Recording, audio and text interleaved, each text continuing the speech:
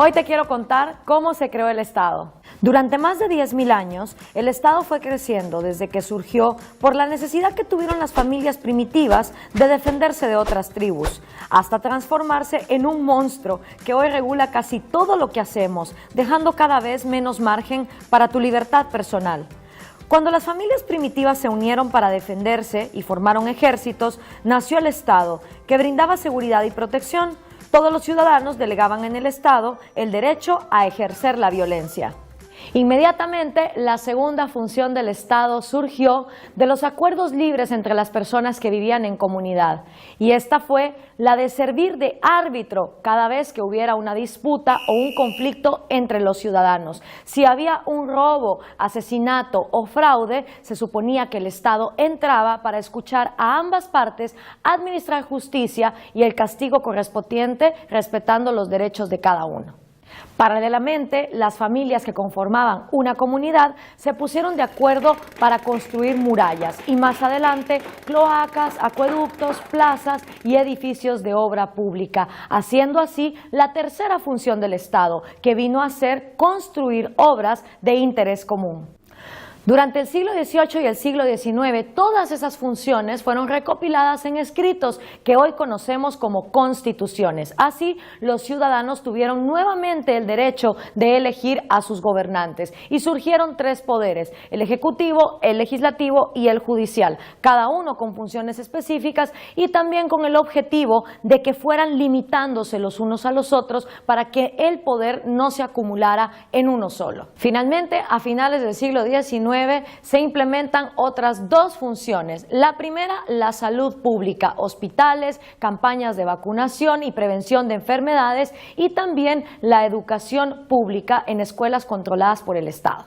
Ya entrado el siglo XX, ya estaban los estados en pleno funcionamiento con todas sus funciones básicas. La economía seguía creciendo a un ritmo del 5% anual y aún así las funciones del Estado también se incrementaban con este crecimiento económico. Pero todo cambió cuando vino la crisis mundial de 1930 y Estados Unidos, al mismo tiempo que trataba de pelear contra la crisis, la prolongó por las diferentes decisiones que el Estado fue tomando. Hasta ese momento, las crisis de los países se superaban pues sin grandes cambios en el sistema y tardaba más o menos 1 o 2 años en volverse a recuperar de una debacle económica. Pero a partir de la década de los 30, apoyados con las tesis del economista Maynard Keynes, el Estado encontró una excusa para sobreexpandirse y volverse él entonces el responsable del crecimiento económico, hacerse cargo de los ancianos y de otras funciones dentro de la sociedad. El Estado empezó a crecer más rápido que la producción privada, de manera tal que la única manera de sostenerlo fue el permanente aumento de los impuestos, del endeudamiento, que no es otra cosa que mayores tributos que pagarás en el futuro, y en ocasiones del impuesto inflacionario, que es el que más pesa sobre los pobres. Con cada recesión, el Estado crecía, mientras el sector productivo se reducía. Cuando la economía volvía a crecer, el Estado no se achicaba, y año con año la proporción del gasto público sobre el PIB fue creciendo progresivamente.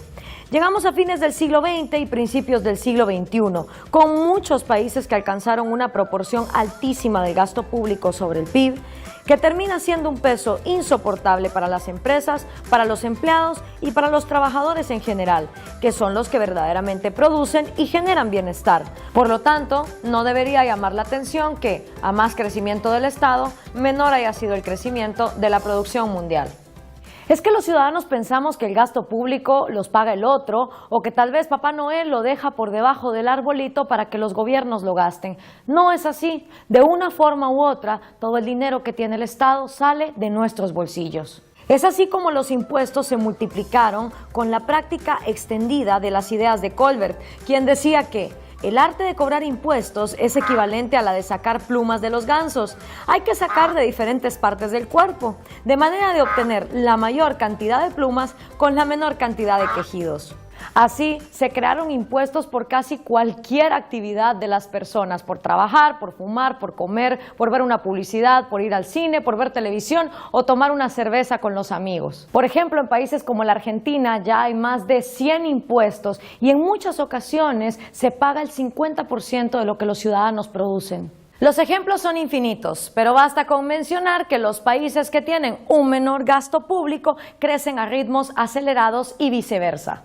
Por fortuna, en muchos países están surgiendo intelectuales y movimientos que nos llaman a volver a la cordura, a que el Estado se encargue de sus funciones básicas sin despilfarrar el dinero que todos los que pagamos impuestos le aportamos. De esta manera, la productividad y el bienestar pueden volver a crecer.